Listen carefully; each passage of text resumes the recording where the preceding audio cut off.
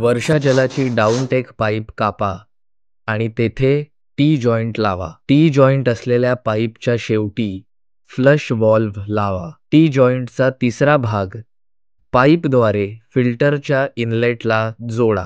Spirit लेव्हलने फिल्टरची पातळी तपासा. भिंतीवर 4 खुणा करा आणि तिथे ड्रिल मशीनने छिद्र पाडा. स्क्रूचा वापर करून फिल्टर लावा.